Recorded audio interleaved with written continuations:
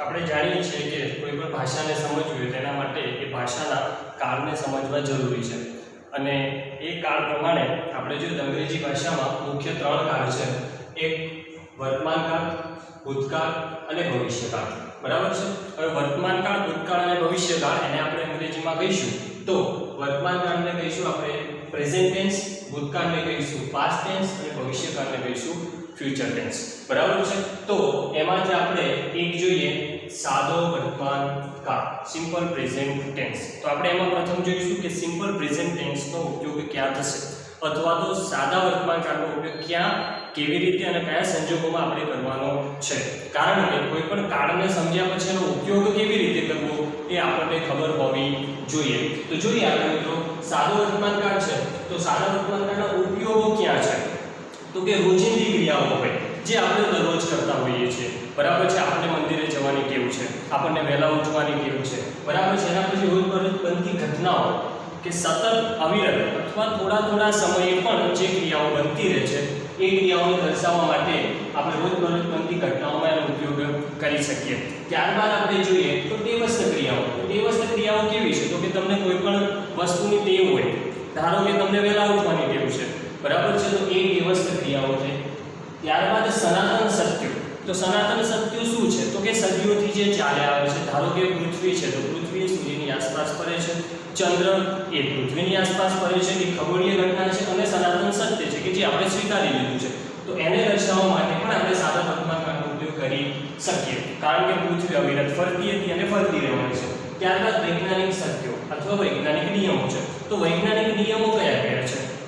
તો વૈજ્ઞાનિક નિયમોમાં આપણે જોઈએ તો પાણી છે તો પાણી 100 સેલ્સિયસ ગરમ થાય છે. એ 100 સેલ્સિયસ થતું હતું અને 100 સેલ્સિયસ થવાનું છે. વૈજ્ઞાનિક નિયમ છે અને એ વિજ્ઞાને પ્રૂવ કરેલું છે. બરાબર છે. તેના પછી કહેવતો અને રૂઢિપ્રયોગો.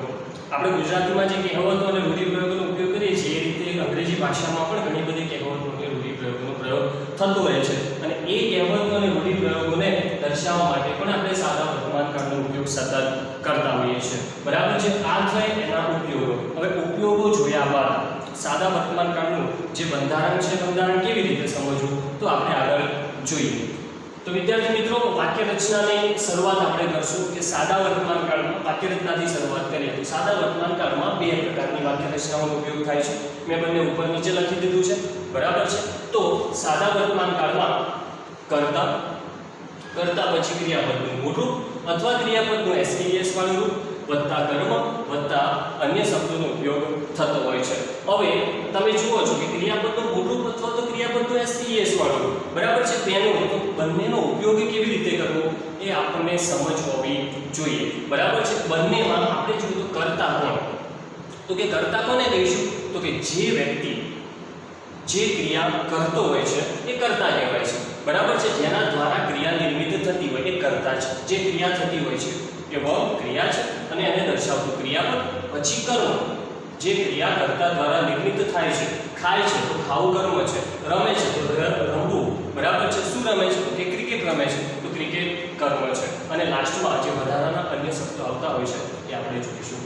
હવે આપણે જોઈએ કે જો સાદા વર્તમાન કાળમાં કર્તા આઈ, વી, યુ અને ધે હોય, જેમ અહીંયા દર્શાવ્યું છે આઈ, વી, યુ અને ધેનો ઉપયોગ થયેલો હોય તો આપણે ઉપરની વાક્ય રચનામાંથી કર્તાની સાથે ક્રિયાપદનું મૂળ રૂપનો ઉપયોગ કરવાનો છે. ત્યાં આપણે SES વાળા રૂપનો ઉપયોગ કરી શકતા નથી. બરાબર છે. એ જ રીતે જો કર્તા તરીકે ત્રીજો પુરુષ એકવચન એટલે કે હી, સી કે ઇટ હોય અથવા તો એની સાથે કોઈ પણ નામ આપેલું હોય, વ્યક્તિનું નામ હોય અને એ એકવચન હોય તો ત્યાં આપણે ક્રિયાપદને SKES પ્રત્યે લગાવવાનો રહેશે. બરાબર છે. હવે આપણે જોઈએ કે કર્તાની સાથે ક્રિયાપદ SKES વાળું, કર્મ કે અન્ય શબ્દો. આપણે વિદ્યાર્થી મિત્રો આટલું જોઈ લીધું પણ પછી આપણને ખબર હોવી જોઈએ કે SKES પ્રત્યે કેવી રીતે લાગે છે અને કયા સંજોગોમાં લાગે છે. બરાબર છે. તો આપણે જોઈએ ક્રિયાપદને SKES પ્રત્યે કેવી રીતે લાગશે એના કેટલાક નિયમો છે અને એ નિયમો મુજબ જ આપણે SKES લગાવવાનો રહેશે. આપણે આપણા નિયમ મુજબ લગાવવાનો રહેતો નથી. તો પહેલો નિયમ જોઈએ. જો ક્રિયાપદના અંતે SH, CH, O, X, S, SS હોય તો ક્રિયાપદને ES પ્રત્યે લાગે છે. ફોર એક્ઝામ્પલ આપણે જોઈએ તો વોશ.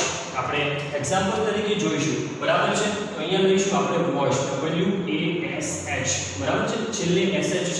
એટલે ત્યાં આપણે હંમેશા WASHES જ લગાવવો પડે છે. આપણે અહીંયા ES નો તેનો ઉપયોગ કરવો પડે છે. ત્યારબાદ બીજો નિયમ જોઈએ છે, જો ક્રિયાપદના અંતે વ્યંજન પ્લસ y અને એ વ્યંજન પ્લસ y નો I કરીને જ ES પ્રત્યય લગાવવાનો હોય છે. ફોર એક્ઝામ્પલ આપણે જોઈએ ક્રાઈમાં આપણે જોઈએ છે કે જે y છે અને y ની આગળનો જે અક્ષર છે r છે પોતે વ્યંજન છે. બરાબર છે. તો વ્યંજનની આગળ આપણે CR y નો કરીશું I અને પછી ES પ્રત્યય લગાવીશું. બરાબર છે. ત્યારબાદ એનો છેલ્લો નિયમ છે કે ક્રિયાપદના અંતે સ્વર પ્લસ y આપેલા હોય તો આપણે શું કરવાનું છે તો કે y ને ધ્યાનમાં લેવાનું નથી, ત્યાં સીધો s પ્રત્યય લગાવવાનો છે. ફોર એક્ઝામ્પલ આપણે જોઈએ પ્લેમાં છેલ્લે y છે પણ y ની આગળનો અક્ષર જે રહેલો છે એ પોતે સ્વર છે. બરાબર છે. એટલે ત્યાં આપણે કોઈ પણ પ્રકારનું ગણિત અજમાવ્યા વગર સીધું PLAY પ્લેસ કરી દેવાનું રહેશે. બરાબર છે વિદ્યાર્થી મિત્રો, હમણાં સુધી આટલું છે.